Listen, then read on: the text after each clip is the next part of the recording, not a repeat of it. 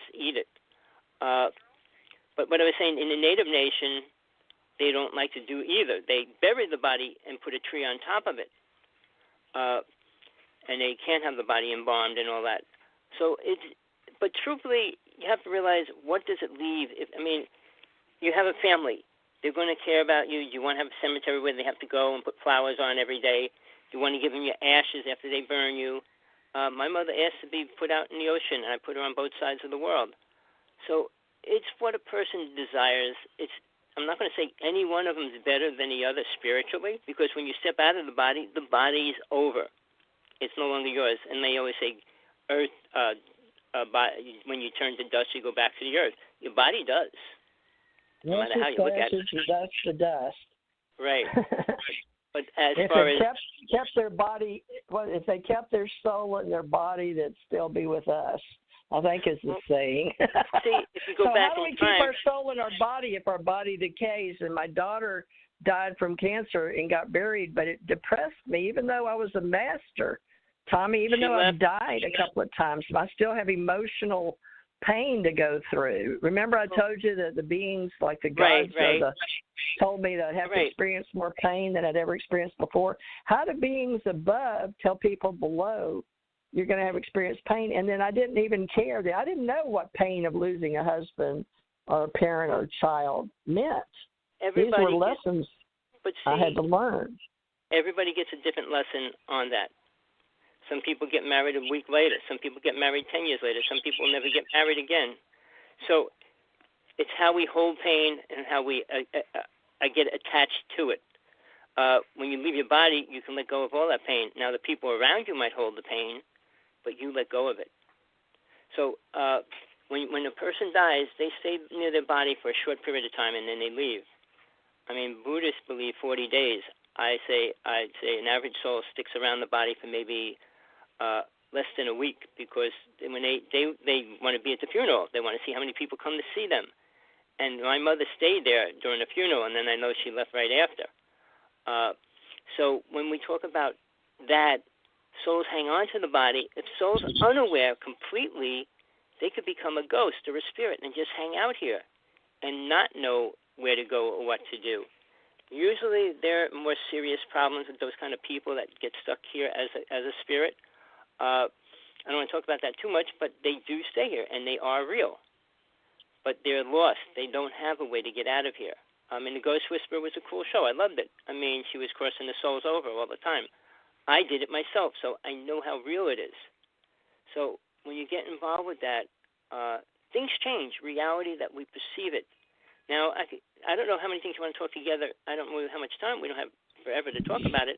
If you want to talk about the 9 masters, which I call the 9 silent ones. Well, we can maybe do that next week, because today we're sort of establishing Ascension. Okay. But we have also, we share a win-win way of life, but we have to know people, we're going to get through this with people all over the world with this peace and justice protest. Some are putting Black Lives Matter, and they're taking it that these men, I think a couple of them were mixed, that Tao looked Chinese or something, and I haven't done an investigation. But I did watch the videos online with George Floyd, and how, he just happened to be, they say sometimes this has been going on since civil rights back, and we had in 1964, and you and I lived through it because we're of those age, but a lot of the children today are even the middle age, the Z millennials and the Z. Maybe some of them don't know what we've lived through, but this is not new to us, folks. So the Vietnam War protests. So the baby boomers have lived through many things, and if things haven't changed, it has. But we're always going to have some type of prejudice on the planet. So we don't want to. But Tommy, we could talk about winning.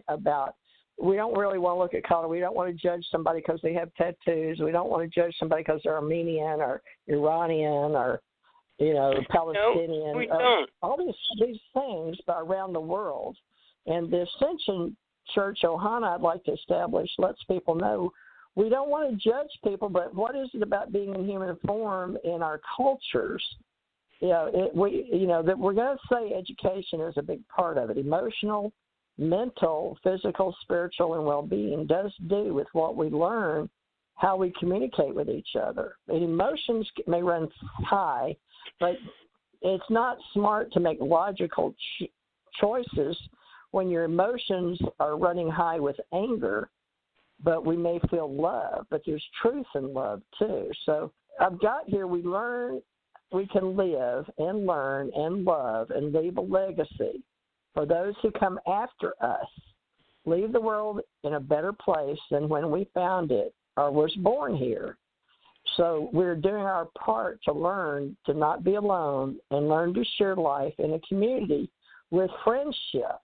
Now, I'd like you to address Namgal and how you two, because we're all in the same, it's my choice, folks, to believe that those that I choose to have in my church, my Ohana church, my creation I build with Tommy and Namgal, is the fact that she is a Buddhist, and I believe a lot like that, but I also believe like the Hindi and reincarnation in India. But I was raised a Christian in America as a white Anglo-Saxon Protestant, so I want to be all things in the world, Ascension, but not have it separate us. I want to preach unity and love and peace. So, Tommy, where do you stand on that? So, all right. Because we're live, learn, love, learn, and leave a legacy.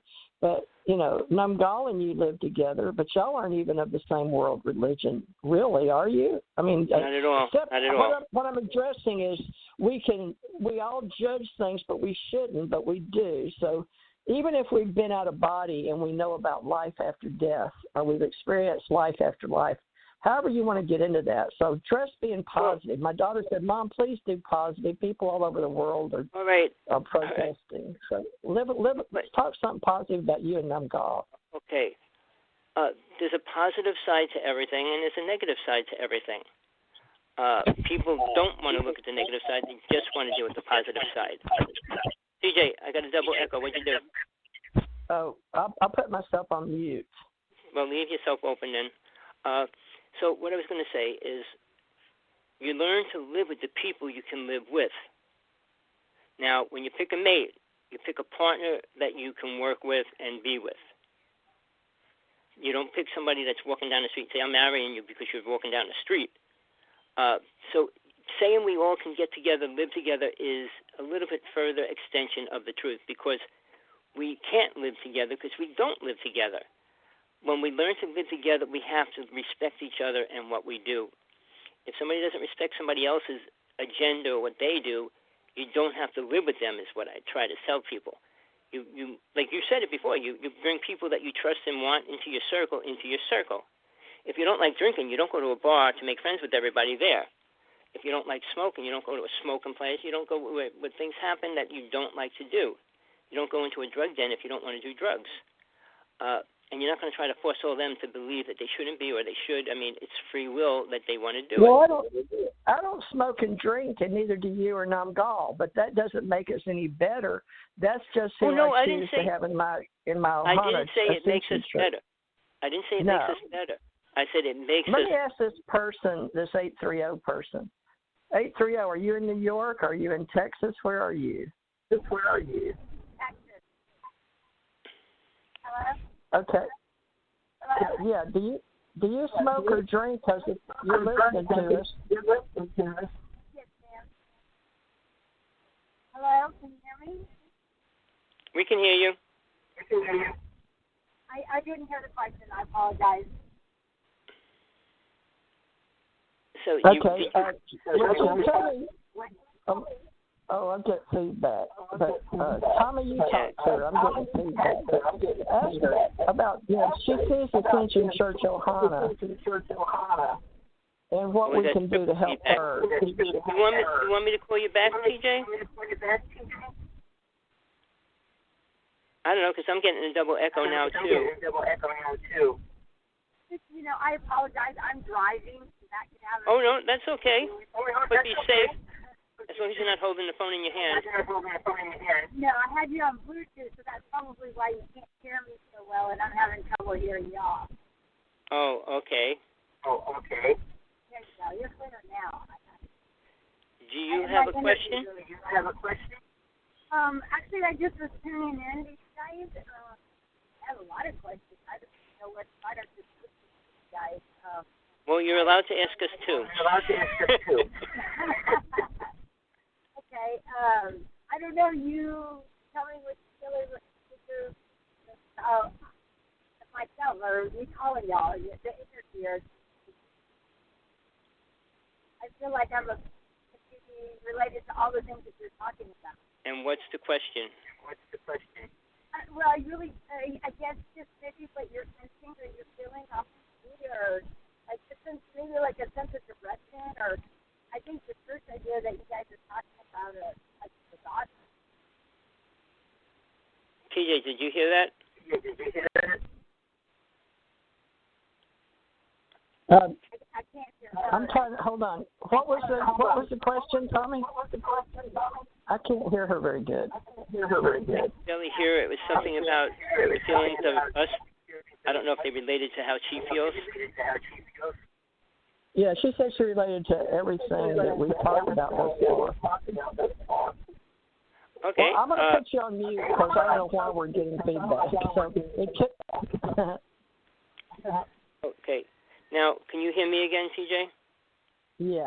Yeah. So thank you, people, for calling in. And I guess, Tommy, what we're going to have to do is decide on topics on Sundays and, put some of them up here that would grow our church, because people are like us. Either they've lived already, or they know their soul, or they have a deeper awakening, or they're part of the Ascension age.